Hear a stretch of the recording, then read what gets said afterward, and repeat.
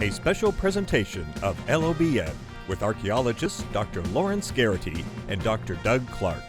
Excavating the Bible. Welcome to this edition of Excavating the Bible, what archaeology can teach us. This program is dedicated to exploring Middle Eastern archaeology for what it can tell us about the Bible, how we can understand it and appreciate it.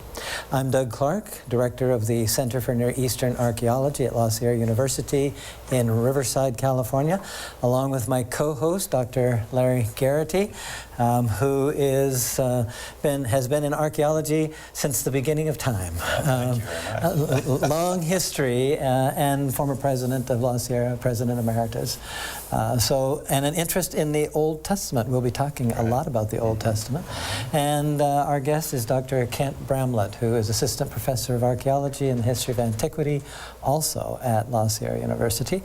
And we are beginning a very ambitious, daunting task of talking about archaeology in the Bible throughout the Bible, book by book. It's actually going to be section by section.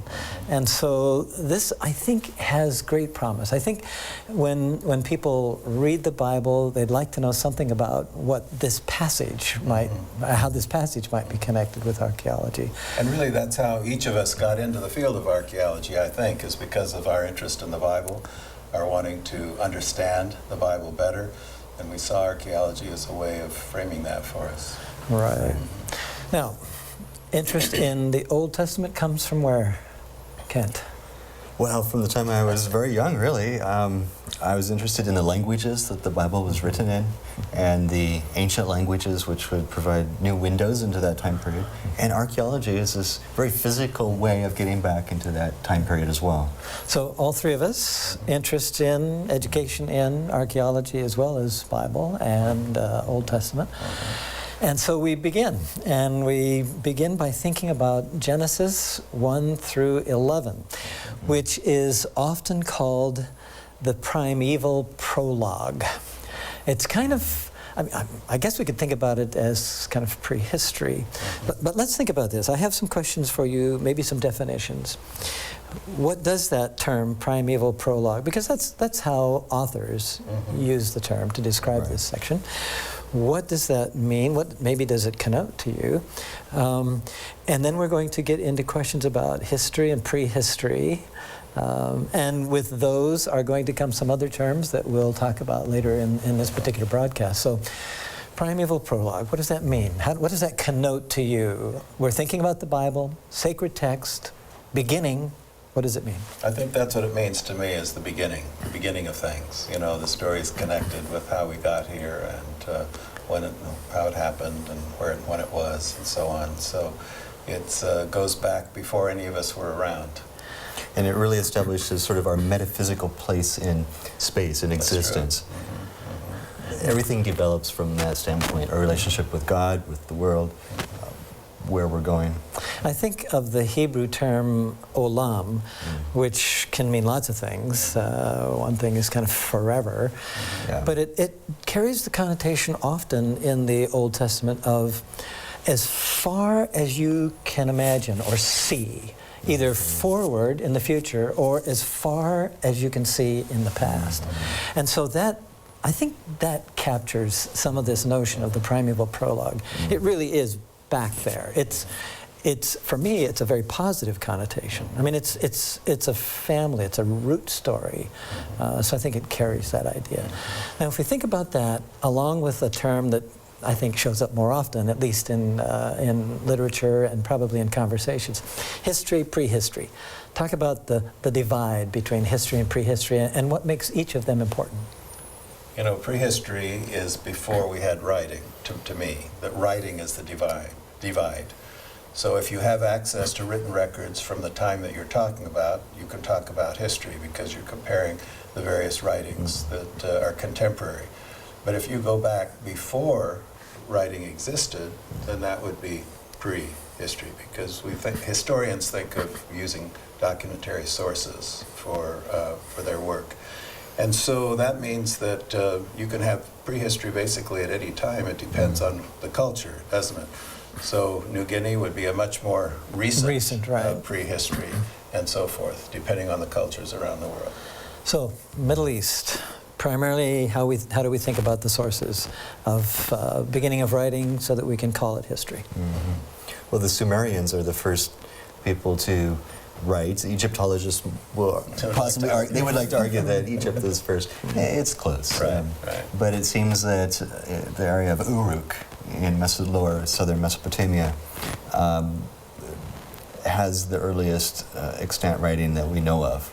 Beginning, of course, with just temple accounts of gifts brought in, and they record, and then they began using the symbols to represent more and more sounds, and then finally representing the whole structure of language. Okay. Would you say 3rd millennium BC as a time when these early river civilizations invented writing? Yeah. Or would you push it a little bit further? Maybe 3,500? Maybe something like that? Arguments are that the use of symbols began before the full flowering of writing. So if we have then literature beginning in the 3rd millennium, perhaps some of the symbolic use precedes that. So if we're talking prehistory, it's before that time. Right. And what does prehistory mean, besides before writing? I mean, what does it suggest to us about life? And how do we get at life if we don't have texts? I mean, we have texts. We have Genesis 1 through 11 that we'll be working with, but it's dealing with the period that we typically think of as prehistory. So how do we work these? I mean, we want archaeology in the Bible. We want them to be linked somehow so that we can learn from them. How do we do that? The tradition is that we have Moses to thank for these stories, recording these stories, and he wanted an enslaved people who were not educated and who he wanted to move into Palestine. But they wanted to know, what his authority was, where things started and where they came from, and how are we going to go there, and so on. So, if you look at it from the traditional point of view, you would say that these stories help to answer those kinds of questions for an enslaved people, to sort of educate them. Which leads to another term that specialists use actually quite a bit, and that is etiology. And etiology is a story that, answers questions, explains what we experience in life, and so that's where you get the kind of thing that you just illustrated, I think, with Moses. I understand that it's a medical term, too. An etiology of a disease tells you where it came from, how it got there, and so on, And so we have throughout Scripture etiologies, but probably for these times way back, however far that is, way back, that's kind of at the edge of what we can see. We're trying to explain where from there do we have, or what from there do we have now that we're experiencing. And I think in that context, etiology doesn't have to be a thin, flat, kind of simple, why the snake, in Gilgamesh, the snake sheds its skin. Rather, it's this rich explanation of who we are, where we came from, and answering those fundamental questions. And of course, we see that in ancient Mesopotamian myths. We're doing our vocabulary here, and this vocabulary is going to be important for a good deal of Genesis. And we've divided Genesis up to about 6 parts as we're going to be treating them on this program, and certainly in the beginning parts. What about another word which I think in popular use doesn't capture its real meaning, and that's myth. Is that a good word? Is that a 4-letter word? Well, it is, but does it carry those negative connotations? What does it mean? It's a dangerous word for a lot of us, isn't it? Because many people automatically think false or untrue, or that didn't happen, But the way scholars use it really is as a story, right? It's a synonym for a story that deals with divine interaction with humans, and stories that are extremely important in explaining where we come from and why we're here. So I think that we would like, if we're going to use that word, we would like to make sure people know that we're not talking about a story that isn't necessarily true, Right. or something that didn't happen, but it's a kind of story that goes back to beginnings and talks about the interaction of deity with humanity. Has God, or in the pagan traditions, the gods, has those figures interacting with humanity? I mean, that's what you mentioned. Right. So there's something in what is mythos that is real. It's part of, it tries to explain reality, but it does so with this kind of the deities or the deity in the background and that interaction.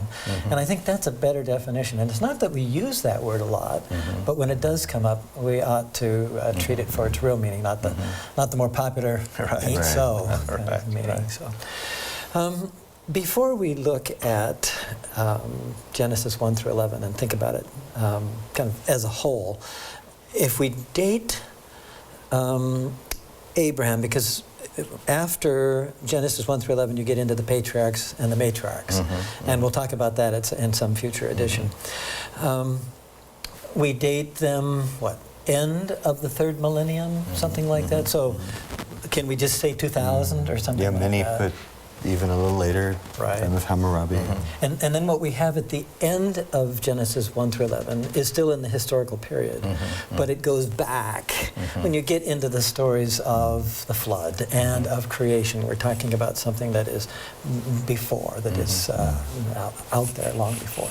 I well remember our teacher Siegfried Horn at the Adventist Theological Seminary saying that history really for him began with Abraham, that he couldn't go beyond that in any secure sort of way in terms of a historical account.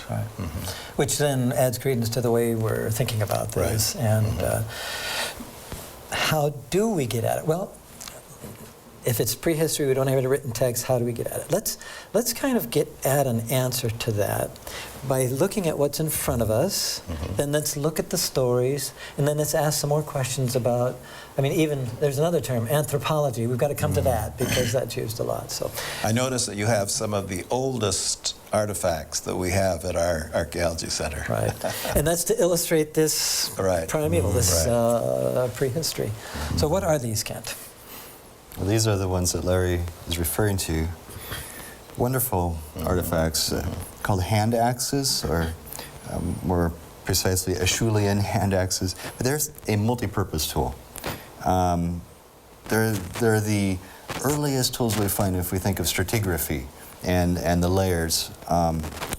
These were probably used for butchering carcasses, for skinning, for basically everything that people needed to do. This is a pre-Swiss Army knife, is that what it is? We could call it that. Lots of possibilities. Yeah. Kent, you personally found that. You ought to tell the story. Where'd that come from? It's actually a site that the Madaba Plains Project located at Azraq. It's an oasis in the Jordanian desert to the east of Amman. And because it was a source of water, a lot of wildlife lived in that area, and people made use of those resources. And I think we were trying to examine the geology of the site and established that it was a great Paleolithic And so the location. Traditional dating by people who study these things usually puts it into the, what, 200 to 300,000 category? Is that sort of the range? Way back. So we're going to stick with Olam, and we're going to take this far past what we can see. But I think that's the traditional, the way prehistorians deal with it. So that is an issue of time. We need to talk about time. We get into these early parts of the Bible, and we have to talk about time, so we will. We'll not dodge that. What else do we have here in front of you? Well, most of these are from the early Bronze Age, which we've already talked about in other sessions, from the 3rd millennium. So this is the time of the pyramids in Egypt.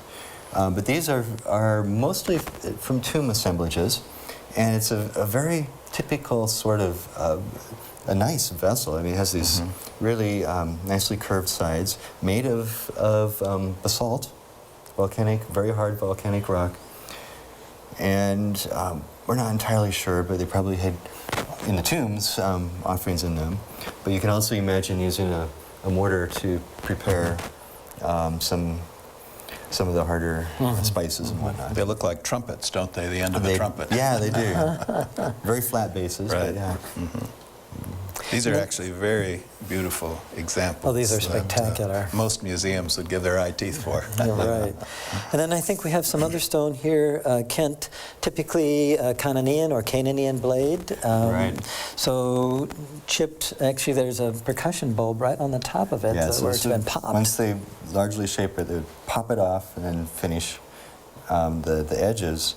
These were used as sickle blades. So they were installed in a wood shaft, and then they would cut the grain. So agricultural societies, this was a very important implement. And sometimes they would take a jawbone of a large animal and stick those, and so it would be like a scythe or a sickle that would be a convenient place to put those. And scientists can actually do residue analysis on the sheen that cutting and cutting and cutting of grain can put onto the stone and find out what it was they were cutting. I mean, it's incredible what science tells us these days. And then some pieces. These are simply pieces of flint, limestone. And these are nodules that are formed naturally inside the limestone that is called a flint, and then those are chipped in ways that we just talked about. In fact, that one is. A couple of tablets over here. We'll spend some more time with that in a future broadcast when we actually talk about the creation accounts in Babylonian and Egyptian history. And when we talk about flood accounts, when we're comparing and contrasting them with biblical. And then some other pieces of pottery over here, I think, Kent, all of them from around that early Bronze Age. So we're talking somewhere, maybe pressing 3000 BC, something like that. Maybe especially the very end one the very here. thin, the very thin. It's just a bowl. beautiful, beautiful. They come from a site that's often associated with Sodom, isn't it? Right, that some people do. Okay, one more science question, and then let's look at the text. Anthropology is a science that's been practiced for decades and decades, which helps us get at information beyond history. What kinds of approaches do anthropologists take that might help us understand life in this time period represented by Genesis 1 through 11? We could illustrate that by talking about our own team at our site. And we figured, you know, the forebears of the people who live here lived on the same terrain. They had the same kind of soil to work with. How do the current people's use of the resources that are in their environment, how do they use it? And can we find any hints as to how their forebears used it? And as we dig, of course, we find how their forebears used it through historical times. And so we have not only the physical remains, but we have textual remains that we can put together and be fairly confident of the way they utilize their resources. But then what do you do when you go back before written records? Then we have what anthropologists are dealing with theories based on the same resources, the forebears of the people that we work with and so on, and they put their best guess together. Yeah. And now anthropology works all the way from prehistory into historic. I mean, we still learn a lot from anthropology. But you can't get to prehistory without it, right? And the sciences that are now available. And there are various kinds of anthropologists, aren't there? There are physical anthropologists who deal with the bones, and there are cultural anthropologists that deal more with the stories from the past. Four branches traditionally, the linguistic anthropologists and then archaeology. There's something kind of heady about what we're talking about here that may not seem to apply to this question of how does archaeology relate to the Bible. But in the way scientists work today, we capture insights through these different technologies and constructs, anthropological constructs, that actually can be very helpful. So, okay, we're pulling some high-end sort of language into this, and we don't want to confuse anybody. But what we do want to do is to see how what we learn through these different resources that can help us with these passages, this particular part of the Bible. Especially when you don't have writing, you know, from the period. Right. You've got to pull in as many other resources as you can from other disciplines. I'm going to show a slide. And it's kind of my outline of Genesis 1 through 11. And I want you to respond to it, okay? So let's talk about the biblical record, and then let's come back and think about, okay, how is it that science and religion, that faith and religion, that science and the Bible interrelate with each other? Because we're looking there. We look at the Bible and we look at the scientific things. So I'm going to look at this slide, which is, or at least could be, a bit complicated. It's not intended to be. It's an attempt to outline a kind of a literary set of patterns that show up in Genesis 1 through 11. And this pattern tends to start with what is good and secure. It doesn't always, but it tends to start there. And then it goes into collapse, or what we would call the fall, in Genesis 2 and 3. And then if we would talk about some kind of escape from that fall. And all of these are about God, okay? Especially the last part where God rescues. So let's just look at it for a minute, and I will put some chapters with this. So these major events in Genesis 1 through 11 starts out beautiful. All is good. I mean, that's Genesis 1 and Genesis 2. Starts out good. However, there is collapse, or we could even put the theological term, the fall, the collapsing and yielding to the temptation and the fall of Adam and Eve. But the story, this particular pattern, doesn't end there, because God actually saves them from what he said he would do to them. He said, on the day you eat, you'll die. But God is gracious, and so God rescues.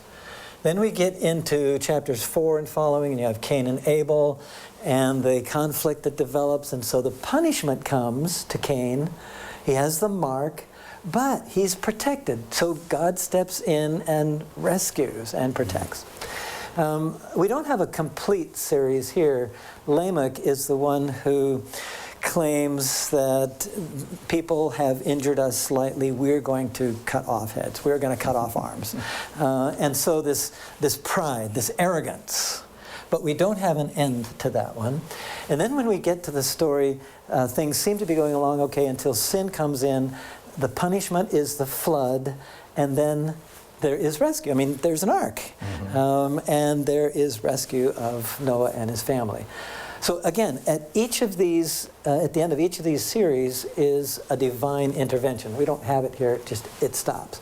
And then the Tower of Babel, yes, there is destruction and dispersal, but Genesis 1 through 11 ends without a resolution to that, which should lead the reader to the next chapters. And that's where we get the ancestors, the patriarchs and the matriarchs, which do provide divine blessing, the land, the name, the blessing of God, and so on. So even though we just kind of read Genesis 1 through 11 and we think, okay, this is interesting, or not, all the genealogies kind of slow people up. But it's really intentional. There are these various patterns, and they all end, except for this one, in God's grace and his engagement with people and his saving people. Except at the end, we're waiting for something, and the waiting, we're rewarded, because chapter 12 begins the story of Abraham. So that theological pattern, I think, is what drives Genesis 1 through 11. We'll call it primeval prologue, but I think the theology of the literature. So what do you think? Does this make sense? I think it's great, and I think how encouraging it would be to a group of slaves in Egypt who have gotten down there through one means or another, and they've been enslaved, and now Moses says, "Follow me, and we'll get you into a better place." And he tells these stories of what happened to their ancestors, and they think, well, maybe there's a chance that this will work out for us too. No, and the stories are rescue stories right. from the most dire of circumstances. Right. So, yeah, I don't know. Kent, what do you think? Right, and really this pattern continues on through the Old Testament. It does. We see it in Judges, Kings, Right. and with a Christian perspective on through the New Testament. Right. So yes, I think it's important to recognize this early on. So when we study Genesis 1 through 11, it's not just the scientific, the archaeological, the anthropology questions, it's the biblical text. We have to study it carefully too. And for the careful reader, it seems to me that there's this really positive, encouraging note.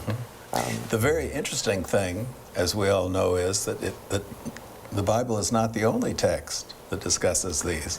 We've got contemporary texts to the biblical text that tell many of the same stories. And so we have a context for the biblical stories that are set in ancient Near Eastern lore, and we prefer the biblical way of putting it, but the people who lived at the time, the Egyptians and the Akkadians, the Sumerians, the Babylonians, they all had similar stories. And so I know we'll eventually get to those. Oh yes, when we look at the creation stories in Right. particular and the flood accounts, because that's what seemed to show up in these others.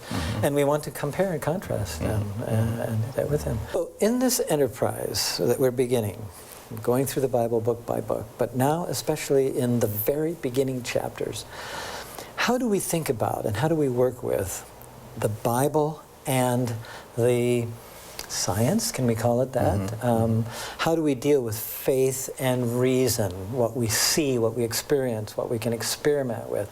How do we do that, especially at a time so long ago? I mean, this is our startup story. This is how we think about the origins, and it shapes everything about us. So when you start asking too many questions, is that dangerous? And does archaeology raise too many questions? I think that's really the question. How do we hold these two together?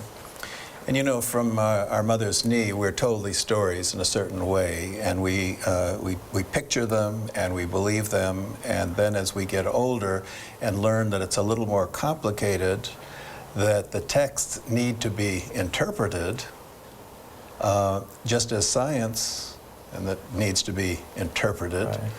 And we have a revered spiritual leader in our communion that says that both science and the Bible have interpretation, Important and to us. looking for a way in which they mesh brings you to the best truth. Thank you, Larry. Thank you, Kent. And thank all of you for joining us for this edition of Excavating the Bible. We look forward to next time. Until then, think ancient. Keep believing and keep exploring. For Exploring the Bible, I'm Doug Clark.